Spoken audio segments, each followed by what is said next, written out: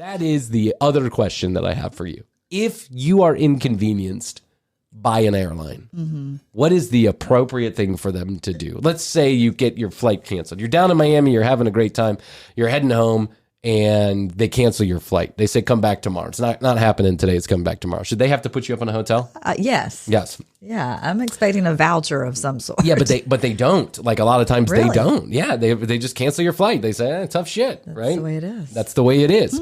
I think that airlines should start treating people with respect so that people start treating airliners with respect. That could be. It's a two-way street. Also, that could be true. I think there should be an airline for shitheads. I think there already is one. It's called Spirit. But I mean, I think that there should be like an airline for shitheads. People are out of control on airplanes, Krissy. In the year 2021, they've had like 785, what they call official incidents where people got arrested or some kind of charges were pushed or they had to kick people off the flight. Yeah, that's true. Mostly involving mask wearing. Mostly involving mask wearing. In the years 2001 through 2010, they had less than 400 total incidents. Wow. And this year they've had 750 because some I shithead feel won't for wear a this. mask. In fact, I'm always super nice to the flight attendants. I always make it known when I get on the flight. Hello. Thank you. I make it known. I'm a nice person. I'm good. Yeah. Hello, you're hot. Yeah, I make it known that I'm good. And I've read something that says that those flight attendants know right away when people get on the flight. Of course they do. What kind of passenger they will be. Of course they do. And I like to make it known I'm a good one. I just wanted, that's why I didn't start trouble with it with my friend, Fred the farting Your Tootsie. frenemy. Yeah. But the other thing was the guy had gas. And God. I just can't take it. Yeah. I mean, he literally smelled like Taco Bell. He was talking about the third string quarterback of Oakland, which tells me he doesn't have a job because no one who has a job worries about the third string quarterback of Oakland Raiders. No one.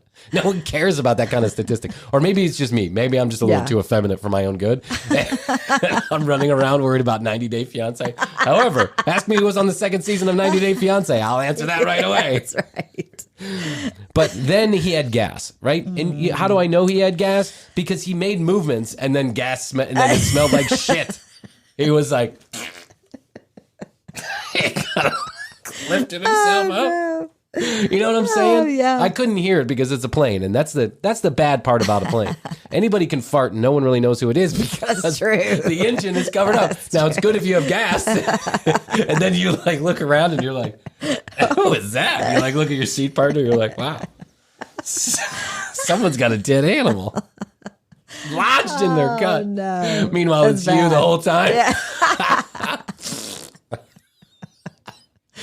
But I could tell because this guy's body is on me, and I can tell, he's just like, and then all of a sudden it smells, and he doesn't care. The guy doesn't give a shit. God, he was a bad.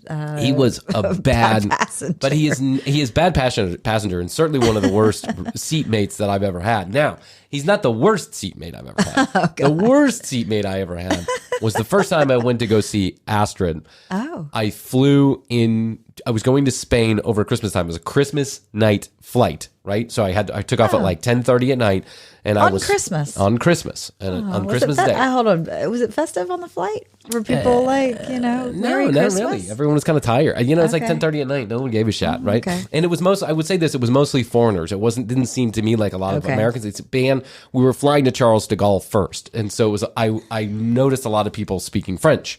Okay, yeah. Or I don't even know what French is. I just assume it was French, right? But I ended up picking ridiculously, stupidly. I picked the last seat on the plane. Oh, never get the I know, last but I didn't seat. realize that it didn't go You're back. by the bathroom. I didn't even care about by the bathroom. I cared about was I couldn't recline. Talk about worse than the gas. I know. I mean, when people are coming in and out of while that we're thing. at it, don't take a shit on a 2-hour flight. Hold it in.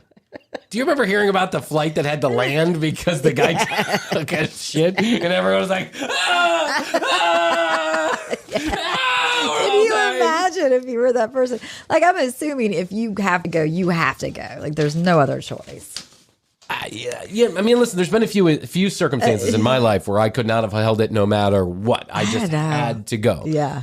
But as an adult, under most circumstances, I have been able to control my bowels, right? Even if my tummy hurts, I'm kind of like, well, I can gut it out for an hour or two. Yeah, I mentally take it over, right? But then there's no gas passing whatsoever because I'm being nervous. I'm like, I don't want to shit myself because then it's going to make it worse. I mean, if it's a choice between shitting myself and going to the... Plus, who wants to take a shit in the airline bathroom? I can't even fit in there standing up. I mean, standing up, I can't close the door. How am I supposed to sit down with my knees like that? And I just want, I want to smoke a vape or something. Like, it's still inconvenient. And the bathrooms are the worst on airplanes. They're the worst. Give us bigger overhead bins and give us a bathroom, like an actual bathroom. You can't spare an extra 4 feet for a bathroom. Seriously. I see all that room you have at the front where the door opens. Why can't you just move it over a little bit? I can squeeze in the front door and but then let me have my room in the bathroom. Can you put a TV in there like you have behind the seats where it pops out? Just like pick your choice of movies. Can I please be able to smoke in there? At least vape. Come on, let me vape in the bathroom. I mean, who cares? A vape's not going to take an airplane down. We all know it. And no one's bothered by a vape. And if they say they are, they're full of shit. But my rule is if it's inside the continental United States, don't take a shit on the plane. Just please don't do that. I don't care if, I realize there's business travelers who are probably well used to That's true. Like waking you're going to know before you get on the flight, I feel like. And there's a bathroom right there before you get on the flight. I have landed Just go ahead and preemptively go. Listen. Or run when you get off the flight. Correct. Yes. There's either takeoff or landing. That's there are for real bathrooms. Listen, airplanes are not the only thing that's landing at the airport. Sometimes I'd right before I get on a plane, I'm landing a 747 toilet. And I'm okay with that because I like the bathrooms. I mean, I know you can't smoke in an airport anymore, but I bet I could. No one gives a shit. I think there are people who's in Europe, smoking lounges. People smoke all the time in the bathroom. Like it's like an open secret. They just go in there and they smoke a cigarette, right? But if you're going to take a dump and you're inside the continent of the United States, take it in the airport. Yeah, please do us all a favor. We don't want to. If it's a long haul flight, do us a solid, if you will. Yeah. And give us a courtesy flush, every couple seconds. You're not gonna get swept away. It's just an old wives' tale. It won't take you away. It's not going outside the plane. That's not how they do it anymore. They don't just drop the shit. They used to. They used to just go over the ocean and just pull the lever and be like, there you go. But don't take a shit. So we're in the back. I'm in the bathroom. Oh, was it the onions or the garlic or something? No. So the guy. So I assumed that because there are only 2 seats on the back, it was like the ones that have 3, 4, and 3. It's the big airliners, right? But this one had 2 seats, and the 2 seats were separated a little bit, at least on the map. So I felt like, it's got a little separation. And okay, so I can't lean my seat back. At least I've got a little separation. I'm kind of off in the corner. I got the window seat like I like. I get to the back, and the window is forward of me. So it's like a 1.5 feet forward of me. The window's not right next to me. It's the back of the airplane. So the last window is in between the seat in front of me and me. So I don't really control the shade, right? Right. And I don't have any window to look out. Now I'm just kind of like leaning against the carriage of the. I like the window seat too. I like to look out. So I get back there, and this old, smoky Frenchman comes. He smells almost as bad as Carrie did, right? I mean, he's hadn't had deodorant since he was a child. I don't think he's ever had deodorant. Right? You know the French do it sometimes. Natural. Yeah, sometimes the French, they just put some rose water under there. Yep. It starts smelling like, poopy roses. Like roses don't smell great anyway. So I sit down. He sits down and it's like, and I was like, I don't speak French. I'm sorry. And I was like, oh, okay. Oh, he did that on you? He's doing that the entire time that the plane is boarding, and he is not covering his mouth. You're like, oh no, I'm going to have to be on this flight for a long time. I'm like, I got another 9.5 hours to go.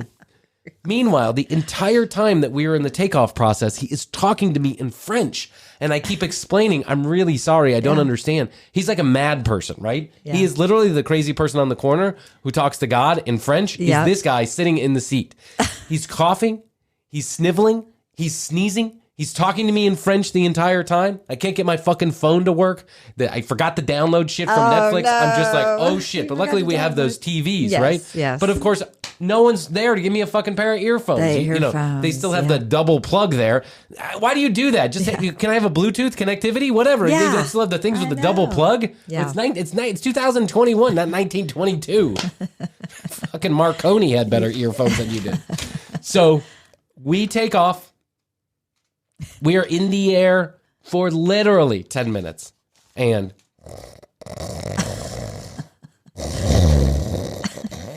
the guy starts snoring. The plane's getting freezing cold. You know how they get fucking freezing cold when they get to like above 30,000 feet? Yes. They do that on purpose. First of all, to put you to sleep. Second of all, it's hard when it's minus 175 degrees outside to keep a plane warm, right? It's inefficient. So always bring a sweater. Yeah, always bring a sweater and a blanket. That's why they give you blankets. Yep. The guy at some point tipped over and he fell asleep on my shoulder. And as much as I tried to push him off, he wouldn't get off. Like he was dead. He was not going anywhere. At one point I thought he was dead, actually.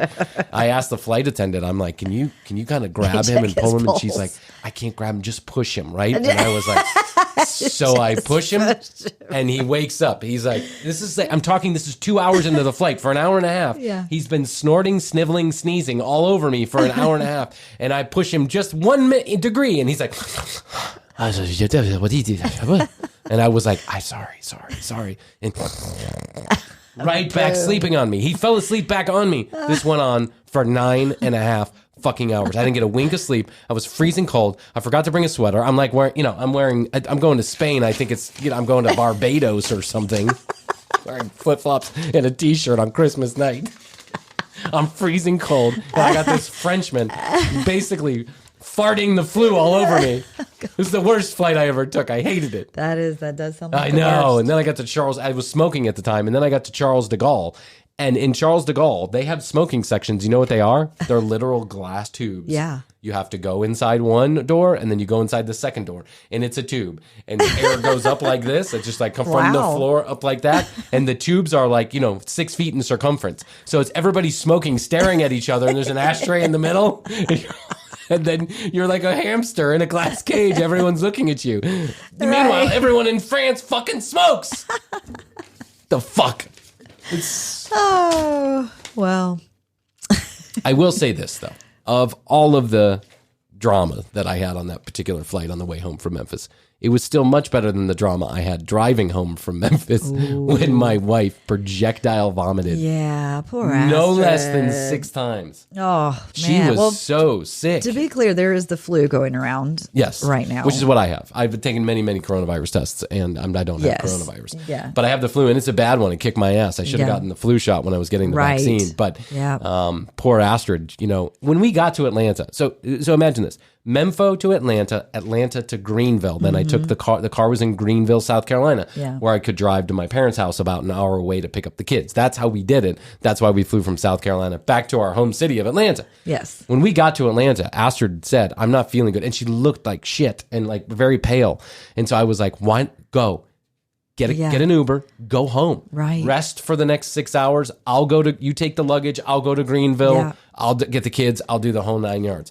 But nope, she's just such a trooper. She was like, I'm not letting you do this alone. Like, it's going to be hard to manage the kids. What if one of them starts crying during the ride? Just let me come with you. It'll be fine. We got a 15-minute flight to Greenville. It's not that big of a deal. As soon as that fucking car started going, Astrid was like, I really don't. The first time she was like, I really don't feel well. Can you pull over at the gas station? Yeah. We did. And for about 10 minutes, she kind of gagged, but, nothing came up. We picked up the kids.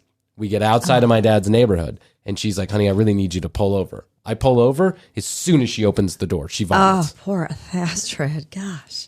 An hour later, not even an hour later, this is only a 2.5 hour ride home. Yeah. Not even an hour later, Astrid is like, she says the words, honey, can you please pull over? I think I'm going to be sick. And as soon as the word sick comes out of her mouth, sick comes out of her mouth. Oh, projectile vomiting like you were a 3-year-old. and it was flu season. You don't vomit like that when you're an adult. Yeah, adults don't vomit like that. That's not our nature. Like we get the flu, we feel like shit, but we usually don't have that stomach things that goes along with it. Yeah. Poor fucking Astrid, no less than 6 times. And by the time the last time came, she didn't even get the word honey out before she was like literally projectile vomiting all over the car. Another one of our good friends had the stomach flu. Were they actually vomiting? Yes. Oh, that's just fucking disgusting. Yeah. There's one thing that I hate. In my old age, it's vomiting. It's throwing up. I hate vomiting. I hate it too. I hate it. I've always hated it. So we've all felt like shit, and that's part of the reason why we've kind of taken, an extra couple of days off here at TCB. But we're back. We are back, and I have a story about jury duty next time. Oh, yeah, we'll tell you the story about jury duty. Lots of stories from Memfo. So we'll get into an episode about Memfo. We'll tell you about jury duty. We'll tell you about all those great stories. We're back in the studio. Thanks for listening. Yes.